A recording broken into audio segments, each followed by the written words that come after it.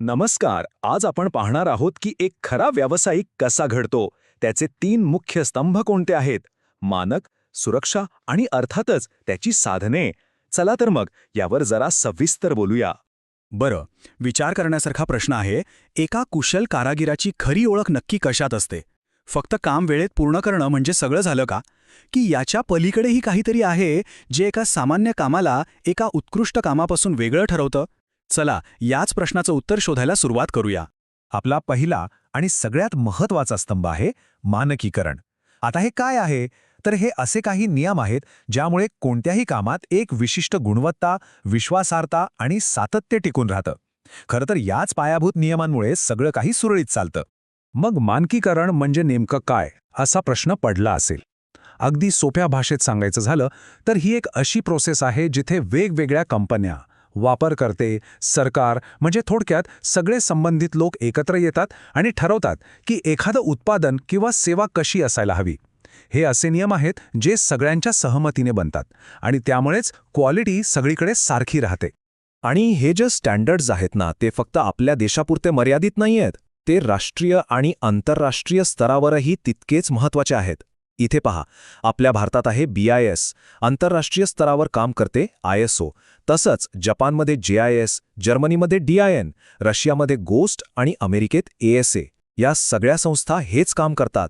यावरूनच आपल्याला मानकीकरणाचं जागतिक महत्त्व कळतं.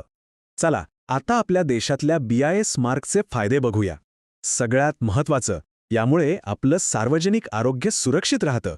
शिवाय ज्या उत्पादनांना हे सर्टिफिकेशन मिळतं त्यांच्या निर्यातींनाही चालना मिळते. आणि हो, क्वालिटी कंट्रोल तर राहतोच. तेवढंच नाही, यामुळे वायफळ खर्च कमी होतो, उत्पादनाची गुणवत्ता आणि कामगिरीची हमी मिळते आणि सर्वात महत्त्वाचं म्हणजे आपल्यासारख्या ग्राहकांना खराब दर्जाच्या वस्तूंपासून संरक्षण मिळतं. क्वालिटीनंतर येतो आपला दुसरा आणि खरं सांगायचं तर सगळ्यात महत्त्वाचा स्तंभ, तो म्हणजे सुरक्षा. कोणतंही काम असो, स्वतःला सुरक्षित ठेवणं हे सगळ्यात मोठं कौशल्य आहे. चला, याच संदर्भात एक अगदी साधी वाटणारी पण महत्त्वाची गोष्ट पाहूया. वजन उचलण्याचे सुरक्षित नियम. सुरक्षेची पहिली पायरी कोणती? तर ती आहे योग्य संरक्षक उपकरणं वापरणं, ज्याला आपण PPE म्हणतो. इथे चित्रात दिसते त्याप्रमाणे स्टील टो असलेले इंडस्ट्रियल बूट हे किती महत्त्वाचे आहेत.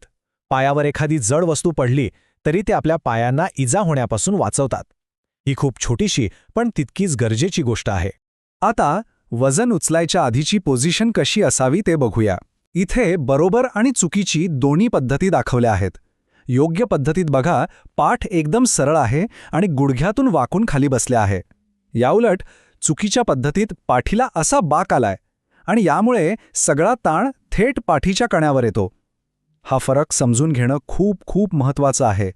आणि वस्तू उचलतानाही नेमका हाच फरक लक्षात ठेवायचा आहे. योग्य पद्धत कोणती? तर पायांच्या मजबूत स्नायूंचा वापर करून वजन उचलणं आणि पाठ सरळ ठेवणं. याउलट जर चुकीच्या पद्धतीनं पाठीच्या नाजूक स्नायूंवर जोर दिला तर मात्र गंभीर दुखापत होण्याची शक्यता असते. चला तर मग सुरक्षितपणे वजन उचलण्याच्या या 5 सोप्या पायऱ्या लक्षात ठेवूया. पहिली स्टेप, वस्तूच्या अगदी जवळ उभे राहा आणि पायांमध्ये व्यवस्थित अंतर ठेवा. दुसरी, पाठ ताठ ठेवून गुडघ्यातून खाली वाका. तिसरी, वस्तूवर आपली पकड एकदम घट्ट बसवा. चौथी, आणि ही खूप महत्त्वाची आहे, उचलण्याआधीच पुढे जाण्याचा मार्ग मोकळा आहे की नाही हे तपासा. आणि 5वी स्टेप, पाठ सरळ ठेवून फक्त पायांच्या जोरावर वजन उचला, पाठीवर अजिबात ताण येऊ देऊ नका. ठीक आहे, आता वळूया आपल्या तिसऱ्या स्तंभाकडे, तो म्हणजे आपल्या कामाची साधनं. फक्त साधनं असून चालत नाहीत, तर त्यांची सखोल माहिती असणं आणि त्यांच्यावर आपलं प्रभुत्व असणंही तितकंच गरजेचं आहे. हे समजून घेण्यासाठी आपण एका अगदी बेसिक पण अत्यंत महत्त्वाच्या उपकरणाचं उदाहरण घेऊया, ड्रिल. इथे स्क्रीनवर बघा, एका ट्विस्टेड ड्रिल बिटचे वेगवेगळे भाग दाखवले आहेत. यात टँग आहे, शँक आहे, बॉडी, फ्लूट, लँड आणि सगळ्यात महत्त्वाचा पॉइंट अँगल. या प्रत्येक भागाचं एक खास काम असतं. उदाहरणार्थ, हे जे फ्लूट नावाचे सर्पिल भाग आहेत ना, ते ड्रिलिंग करताना निघणारा चुरा बाहेर काढतात. आणि पॉइंट अँगल, तोच तर खरं कटिंगचं काम करतो. आता आपण जो शँक नावाचा भाग बघितला, त्याचे मुख्य 2 प्रकार पडतात. एक म्हणजे स्ट्रेट शँक आणि दुसरा टेपर शँक. स्ट्रेट शँक नावाप्रमाणेच सरळ समांतर असतो आणि तो ड्रिलच्या चकमध्ये फिट होतो. साधारणपणे 12 mm पर्यंतच्या लहान बिट्ससाठी हा वापरला जातो. याउलट टेपर शँक थोडा निमुळता म्हणजे शंकूच्या आकाराचा असतो. तो थेट मशीनच्या स्पिंडलमध्येच बसतो. हा 12 ते 50 पर्यंतच्या मोठ्या बिट्ससाठी वापरतात. बरं, ड्रिल बिट्सबद्दल तर आपण जाणून घेतलं, पण या बिट्सना चालवण्यासाठी जी मशीन्स लागतात त्यांचेही वेगवेगळे प्रकार आहेत, कारण प्रत्येक कामासाठी एक विशिष्ट प्रकारचं मशीन जास्त उपयोगी ठरतं. चला, काही मुख्य प्रकार बघूया. सगळ्यात पहिला आणि अगदी बेसिक प्रकार म्हणजे हँड ड्रिल. नावावरूनच कळतंय की हे हाताने चालवायचं उपकरण आहे. लहान सहान सोप्या कामांसाठी, विशेषतः लाकडावर काम करताना हे खूप उपयोगी पडतं. यात एक हँडल असतं फिरवण्यासाठी आणि एक चक ज्यात आपण बीट लावतो. यानंतर येतं पोर्टेबल इलेक्ट्रिक ड्रिल. मला वाटतं हे आपण सगळ्यांनीच कुठे ना कुठे पाहिलं असेल. आजकाल सगळ्यात जास्त वापरलं जाणारं पॉवर टूल आहे हे. यात एक ट्रिगर स्विच असतो, चक घट्ट करण्यासाठी एक चक्की दिली जाते आणि विजेसाठी कॉर्ड असते.